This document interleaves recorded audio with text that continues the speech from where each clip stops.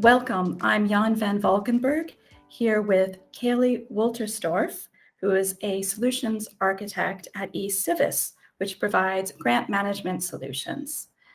Thank you for being with us, Kailee. Thank you for having me. My first question is, what exactly do you do at eCivis? What is a solutions architect? Yeah, great question. So it's kind of twofold. I work with our clients to show them our grants management solution, as well as taking on that architect role. So kind of envisioning how the software should function and working with our internal teams, software engineering and IT, to kind of develop that and architect that for future state. And I imagine when you're doing this right now, you're looking a lot at services impacted by the pandemic. What services are we talking about, and what services are still being impacted by the pandemic? Yeah, that's a great question. And due to the pandemic, local governments were really faced with decisions to either cut or reduce services to save money. So a lot of those local governments had some financial health that was impacted. And so local governments actually looked to expand and establish new programs due to the responsibilities that COVID-19 instilled upon them. Um, so that consists of things like new protocols to allow them to continue operating existing programs, but also protecting the public health and the health of their employees. So they did see some experience some increase in cost. And so when we're talking about how these are impacted by grants, grants are obviously fantastic. We love them. They're going to help out. But grant management in particular is what we're talking about in regards to keeping local services running. What's the connection there? Yeah, so grants management is that key piece. Having a careful grants management that's established within your organization to better manage and keep track of all of your programs. So that's that key piece, is that careful grants management. And so when governments have established successful grants management practices, they can identify potential grants to help support these local services. They can improve their chances of receiving funding, which is really great. So when they have good practices, so they're staying in compliance, they're meeting deliverables and deadlines, managing their budgets and overseeing costs. It prevents things like finding waste and fraud and putting you at a higher risk of receiving funds in the future. So enveloping that careful grants management really essentially gives success to local governments to be able to find future funding and improve their chances of receiving funding as well. So grant management, it sounds like part strategy, part operations, but a lot of also reporting, Right. Because there's a lot of audits. There are going to be a lot of audits. You have to be prepared for the audits. Mm-hmm. Do you have some advice on how to get on top of that and not be caught off guard? Yeah, and that falls into having accountability, right? So we said careful grants management and having accountability when you're managing these funding sources that are coming into your organization. And to prepare for an audit, keeping track of all of the supporting documentation, being well organized, and having this information easily accessible is important and helps you prepare for the audit. You can easily find this information when auditors come. Reviewing past audits, I always recommend that if you've had any, or if you look out for additional resources that can kind of prepare you for the audit, reviewing that information and seeing any root causes. So following up even to make sure if you did have audit findings, were those addressed? Was the root cause fixed?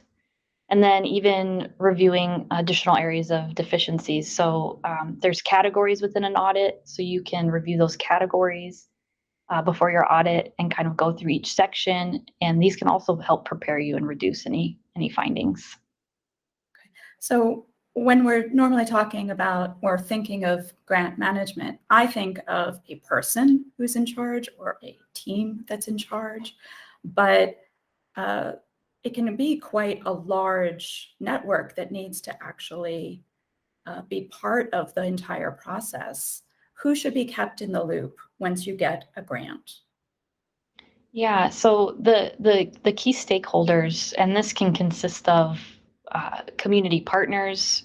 Perhaps you have um, community aspects that are being are being impacted by the grant. So keeping them up to date on the progress. Uh, Internal staff. So this can encompass your accounting department, your HR department, and then the people that are doing most of that work within the department too. You want to keep them up to date. So project managers should pull in their team and keep them up to date on progress so that everyone is on the same page. Things aren't falling through the cracks. So communication is very important during that administration of a grant. You make it sound very easy to keep everybody on track, but we both know even in a small team, it can be hard to keep everyone in the loop and on the same page. And it gets more complicated the more grants you have, the more players you have, the more time passes.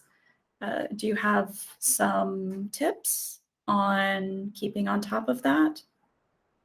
Yeah, so when you receive funding, it's best to prepare right away. And even before you receive that funding, you should always have some type of um, sustainability, if you will, and that includes the communication and that effort it takes to communicate with those who need to hear that information. So scheduling regular meetings, having those scheduled right off the bat with those stakeholders is important. Staff involved in the program, keeping them up to date, maybe through some centralized system. So that could be your grants management system for that transparency.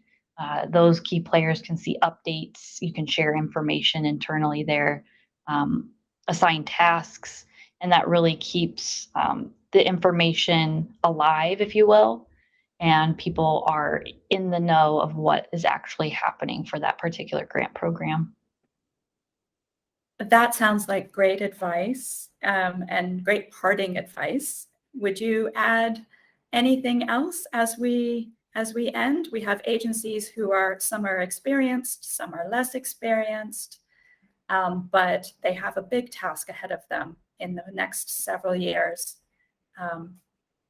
Any parting advice for them? Yeah, and I think my parting advice comes from some experience I had as my prior role before I came to eCivis. I was a grants administrator, and one of my tasks in that position was to establish a well-defined and a communicated grants management strategy, and really get that organized for the government that I worked for.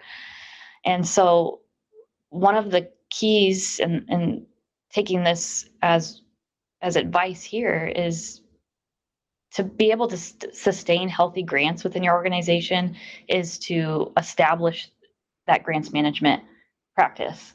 So this can consist of getting key staff that are dedicated with specific responsibilities in grants management, who understand the policy and procedure, and they serve these critical roles within your organization. And then also establishing a centralized system dedicated to managing your grant activity. Because as you begin to receive more funding, tracking grant activity between disparate Excel spreadsheets, for example, is really time consuming. It's not efficient, and it's difficult, and it's a time suck. So a good grants management system really improves the chances of meeting your objectives, managing your funding appropriately. It streamlines your communication, your reporting, and even that auditing process that we talked about earlier. Perfect. Kailee, there are a lot of good takeaways from that.